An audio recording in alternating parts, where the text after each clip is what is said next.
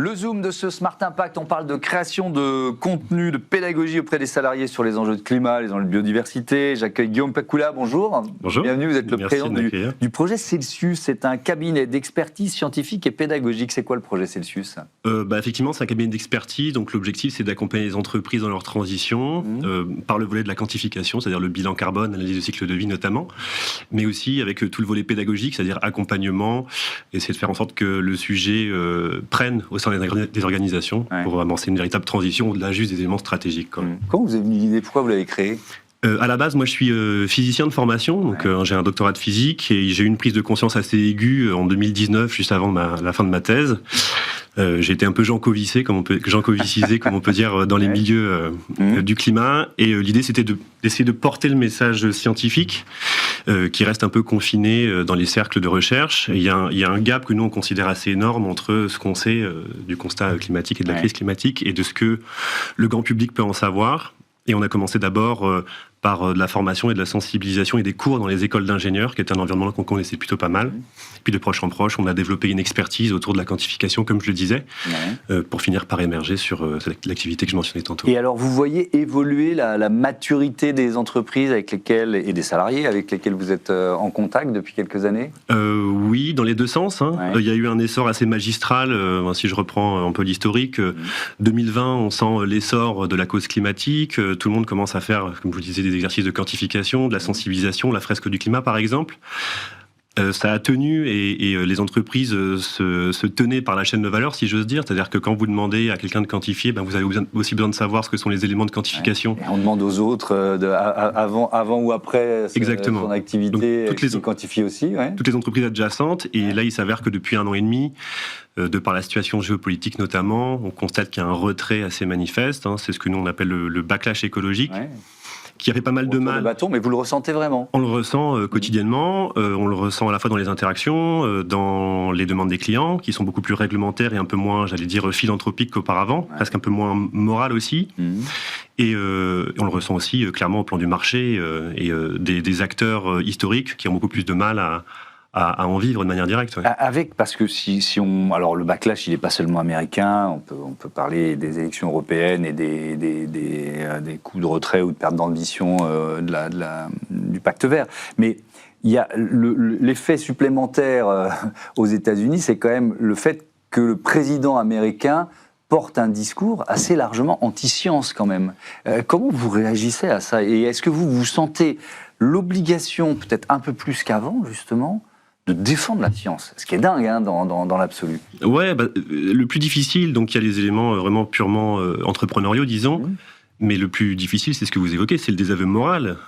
C'est qu'une grande puissance comme les États-Unis, qui sont quand même censés être le socle éthique et qui régissent quand même un peu les échanges au travers du monde, commence à se retirer des traités internationaux sur le sujet du climat, et on sent que ça ruisselle aussi au plan moral et éthique en France. Et donc vous mentionniez aussi le retrait de confiance en la science. Moi, il y a un élément qui m'a marqué, c'est un confrère qui s'appelle Serge Zaka, que peut-être vous connaissez, qui est un agroclimatologue assez éminent, qui fait de la vulgarisation en France, qui aujourd'hui a été mis sous protection policière au motif qu'il recevait de plus en plus d'insultes de la part de climato-sceptiques vis-à-vis de l'exercice de son travail à lui, qui est la science. Donc il décrit la science, il décrit la réalité de ce qu'est l'agroclimatologie, et pour ça, il reçoit lui-même des conséquences assez dramatiques. Donc effectivement, au plan moral et au jour le jour, c'est difficile à vivre, en tout cas quand on est scientifique. Alors, on va voir quels leviers on peut activer, lesquels sont les plus efficaces. Il y a le levier de l'humour, on y viendra dans un instant. Et puis alors, il y a ces formats, ces contenus pédagogiques que vous proposez. Il y a notamment, je crois, un atelier qui s'appelle MyCO2, c'est ça ? C'est quoi cet atelier ? C'est un atelier qui n'est pas de nous, mais que nous, on anime. En fait, on a toute une panoplie d'ateliers qui permettent de sensibiliser.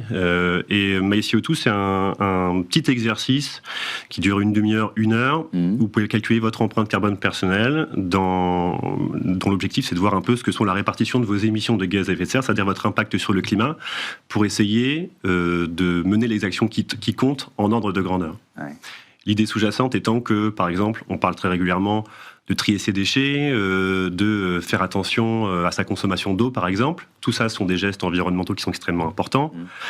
Pour autant, il y a quand même des ordres de grandeur qui sont très différents, disons, entre renoncer à prendre l'avion une fois de temps en temps, essayer de devenir flexitarien ou végétarien idéalement, et tous ces autres gestes-là qui peuvent être considérés comme beaucoup plus marginaux au plan du prisme climatique. Alors ça peut être pour les salariés eux-mêmes, mais pour les entreprises aussi, c'est-à-dire identifier le levier qui sera le plus efficace en termes de décarbonation. Ouais, c'est le pendant en fait. Ouais. Donc MyCO2, ça émane de Carbone 4, qui est l'entreprise de Jean-Marie Jancovici, justement, encore lui. Et le pendant pour entreprise, c'est le bilan carbone, c'est faire l'inventaire de ses émissions de gaz à effet de serre et donc de quantifier son impact climatique. Et donc de voir que parfois, c'est l'utilisation des produits que vous vendez qui va avoir l'impact le plus prégnant. Et donc vous pouvez travailler autant que vous voulez sur l'éclairage, sur les poubelles, etc. Mais ce qui va compter le plus, ça va peut-être être les déplacements de vos collaborateurs, l'énergie que vous mettez dans les produits que vous vendez.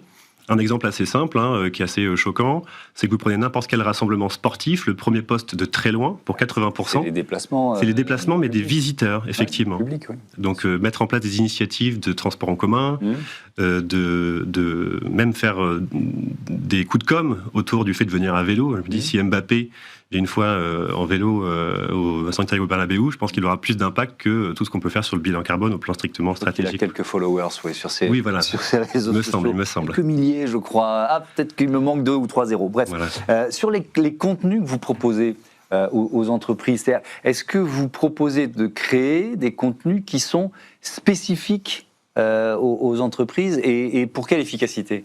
Je pense que ça, c'est vraiment la clé.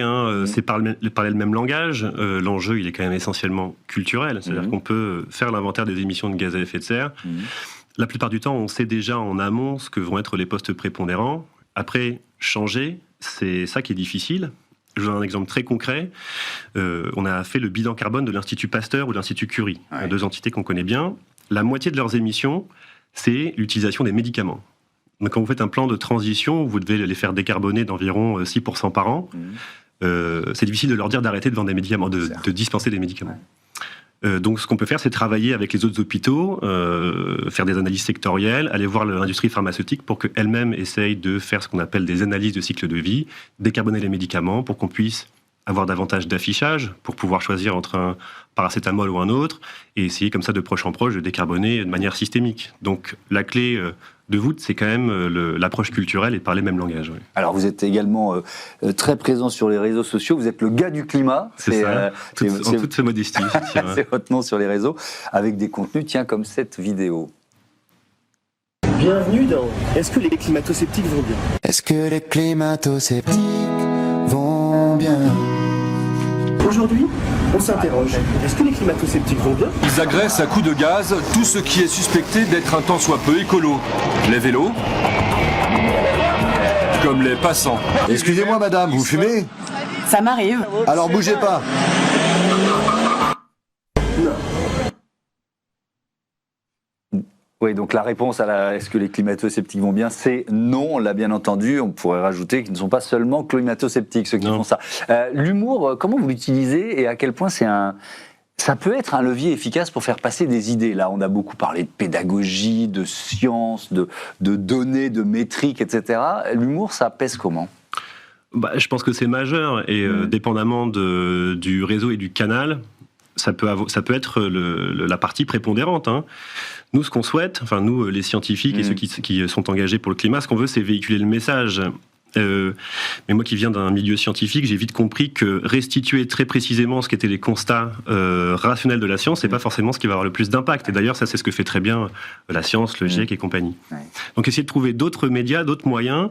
Et je trouve que l'exemple le plus joli, c'est Instagram ou TikTok. C'est que vous avez un temps d'attention qui est extrêmement limité. Et si vous n'arrivez pas à capter l'attention en moins de 3 secondes, vous perdez déjà l'audience. Et en fait, le message a beau être aussi bon qu'il veut. Si vous voulez transmettre 100% du message, mais que 0% des personnes y adhèrent, c'est quand même compliqué. Donc, il faut capté par l'humour en quelque sorte. Je pense que l'humour, je pense que la narration, je pense que essayer de comprendre ce qu'est le lien émotionnel que les gens entretiennent avec le sujet, ça c'est vrai auprès du grand public, mais c'est aussi vrai auprès des entreprises. Enfin, je veux dire, on n'est que des humains et ça demande de réformer parfois son mode de vie, son modèle d'activité.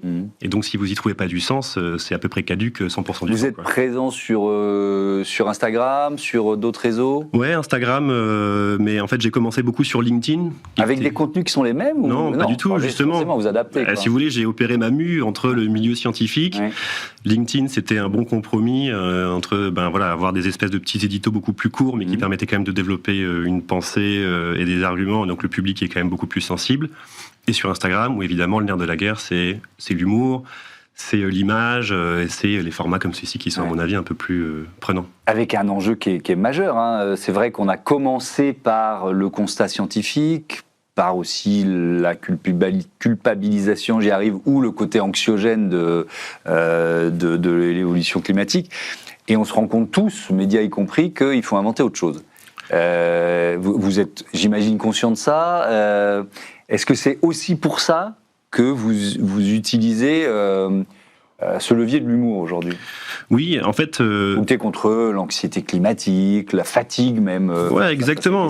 Mais je pense qu'il faut démultiplier les voix, les discours et les incarnations. C'est-à-dire qu'il y a beaucoup d'influenceurs qui existent sous des formats variés. Vous avez ce que fait Bon Pote, vous avez ce que fait Vers le Média, vous avez des gens qui effectivement sont plus vindicatifs ou plus revanchards, ça arrive parfois. Et c'est une frange qui est à mon avis très importante. Mais moi, ce que je souhaitais faire, c'était incarner l'écologie banale, commune, un peu plus désirable au sens quotidien en réalité. Et d'ailleurs, c'est pour ça que j'ai choisi le nom Le Gars du Climat. C'est quelque chose qui doit passer presque inaperçu et que je souhaiterais qu'il fasse partie du quotidien des Français, des gens qui me suivent. Donc pour moi, c'était à peu près essentiel. Oui. Et vous, la difficulté étant de faire passer le message sans le dénaturer, parce que ça peut être un message scientifiquement complexe à faire passer. Ouais, alors il faut faire la part des choses, faut faire des compromis, tout dépend des formats. C'est vrai que pour ça, Instagram est un peu plus frustrant, parce que pour développer un raisonnement, pour donner les éléments un peu plus scientifiques, quand on vient du milieu académique, on a parfois l'impression de se travestir un peu. Mais à nouveau, je crois que c'est nécessaire et c'est pour ça qu'on peut aussi utiliser différentes plateformes pour différentes manières de communiquer, je pense. Merci beaucoup, Guillaume Pacula. À bientôt sur Be Smart for Change. C'est l'heure du grand entretien de ce Smart Impact avec Catherine Guerniou, qui est dirigeante de la Fenêtrière, vice-présidente de la CPME.